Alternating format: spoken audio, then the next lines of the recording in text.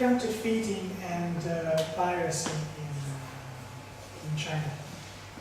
It's quite funny because when I first came to China, I thought, how can it be possible in a big country like this, but so fast developing country like China, there is still such a huge counterfeiting problem and such a low public awareness of counterfeiting. And then I came across some interesting cases. The first one is the taxi scam. It still exists, so pay attention. Once I paid out of my own pocket. Sometimes you, not very often, but it's still a problem. You get on a taxi and you go to the airport, and when you arrive at the airport or whatever, you find out that the taxi fare is as much as double the normal fare. But taxi, I mean, it's an official taxi, it's the same, it's the counter and everything. But the counter is being counterfeited, it's fake. It happened to me once, only once. Luckily, taxis are very cheap in Beijing. Oh, also Paolo, you heard this. So to me, for making one stop of line 13, the same price I did for from the Tiananmen Square to the same place in the north of Beijing. So be careful. Yes, be careful. It's very possible. Check. Anyway, taxis are not very expensive, so it might be a matter of a few euros. But at the same time, we have quite interesting intellectual property violation cases that, honestly, I only experienced here. 2 years ago,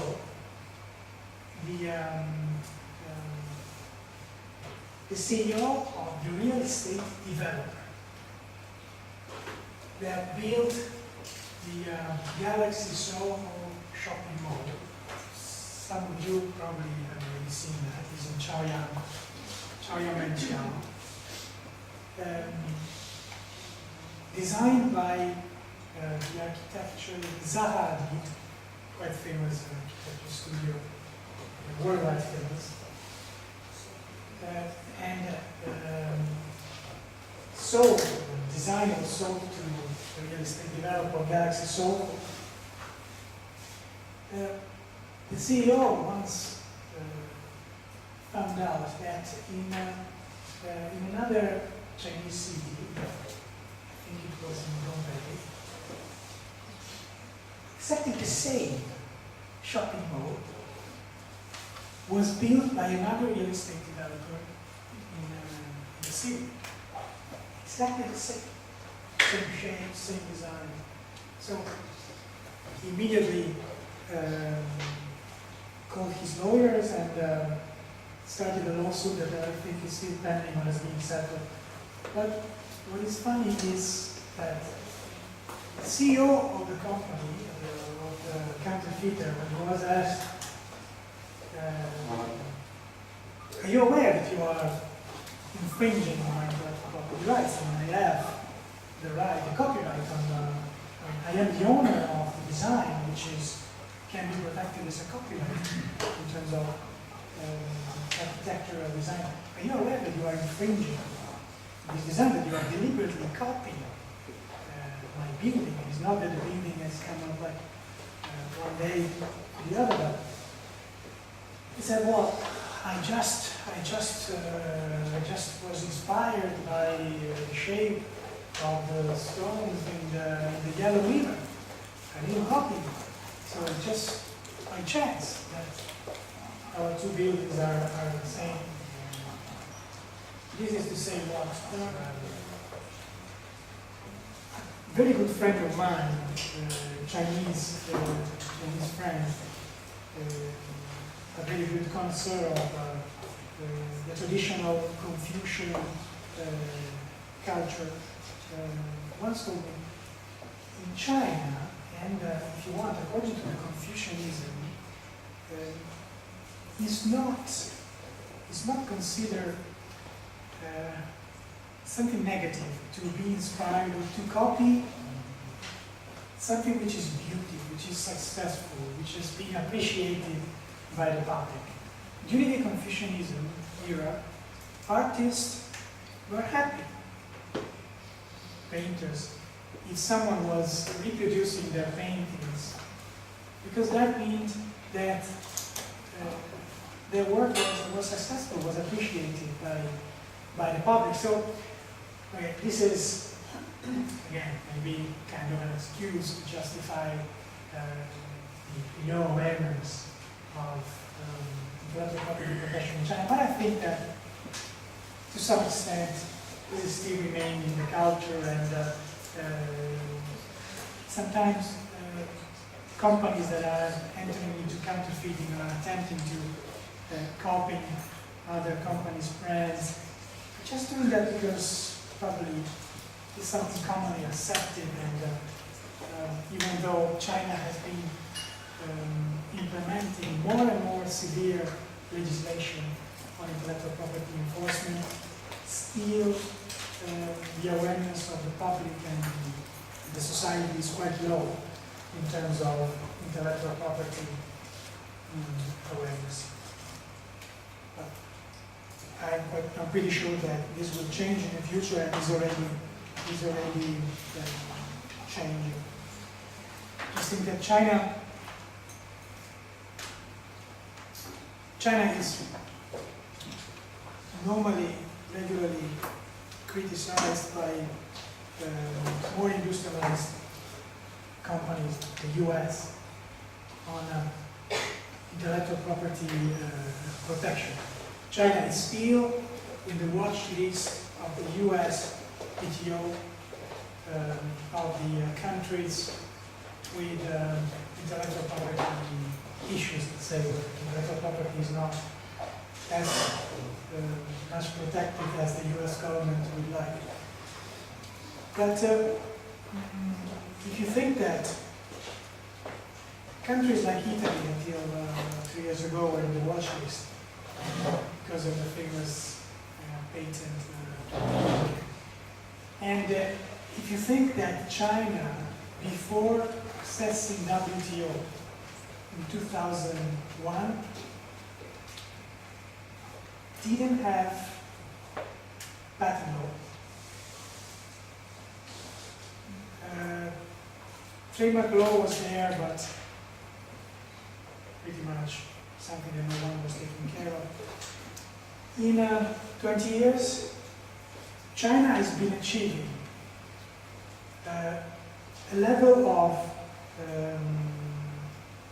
advancement and sophistication in terms of legislation and intellectual property that US or Europe had 50, 60 years to develop, even more, even 100 years. The first British patent law is dating back to the 19th century.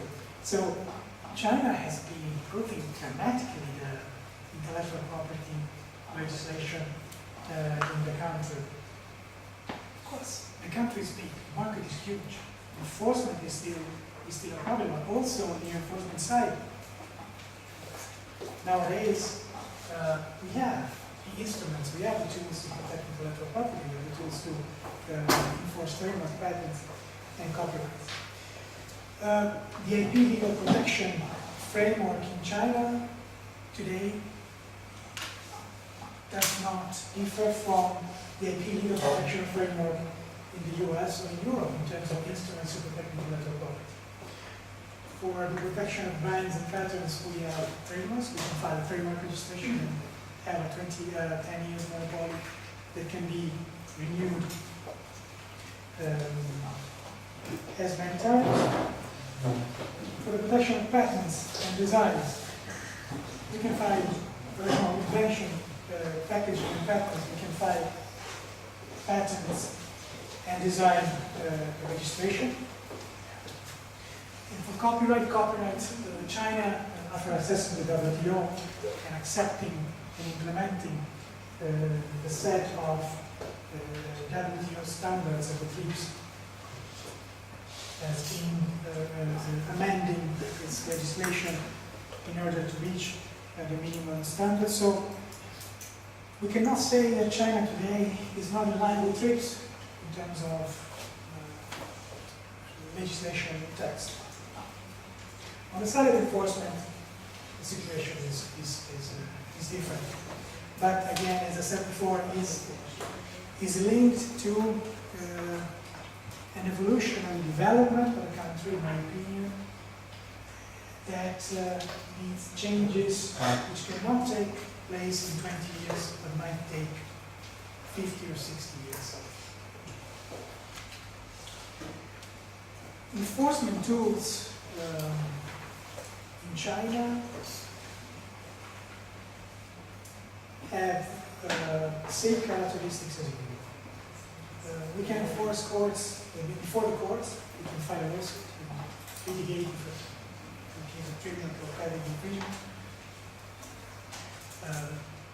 seek the criminal sanctions of the criminal court, file an application with the customs to control what is going in and out the borders in terms of counterfeits products. And unlike the European Union, China has implemented a system of administrative enforcement which is quite peculiar, which is to some extent belonging to the world of criminal sanctions in the European Union, but which can be quite effective in the case of trade fairs or counterfeits on the market, and is an administrative enforcement system that most European countries need to know. This was a slide that was intended to talk about design, what is design, and what kind of products design, which is considered a patent in China. Design is regulated by the patent law, where design can apply to. Shoes, I don't know who will be able to work on this kind of shoes, but creating design like this can achieve this kind of protection. Kitchen appliances or the famous floss lamps. All these products can become intellectual property rights. But in the European Union, I don't need to file a design registration. According to the European Union laws, to the European Community regulation, design is protected if it's used on the market. It's protected, regardless of any registration, for 3 years, since the first date of use on the market. So, I am Alessi. I have designed this bathroom accessory, which is quite original. And if the company X is copying the same pattern, I can validly file a lawsuit in a European country and most likely have this company stop using the same design. In China, this is one of the gaps of the Chinese legislation, do not provide for protection of unregistered design, and do not provide for protection of unregistered design, because unregistered design is not among the TRIPS minimum standards. China has agreed to commit to WTO standards and the TRIPS. You know what TRIPS stands for? Trade-related intellectual property aspects. China has committed to agree with TRIPS, and unregistered design is not listed in TRIPS. I am not committed protect and register design in China. And actually, is one of the aspects that under LIBEAC we are trying to work on, following the evolution of the Chinese legislation on patents, to achieve this result, which would be quite important for the European industry.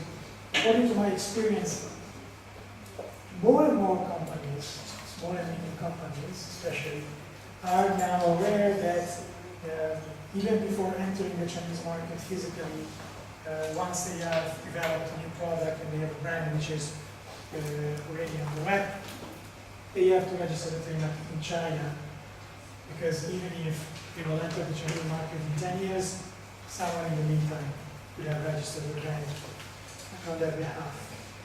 Design, unfortunately, most small and medium European companies in the furniture, for example, which is quite an important industry for Europe, do not register their design in China, and they are deliberately copied. We will see a case later. They are deliberately copied by counterfeiters, and there's very limited actions you can take if you don't have a registered design in the country.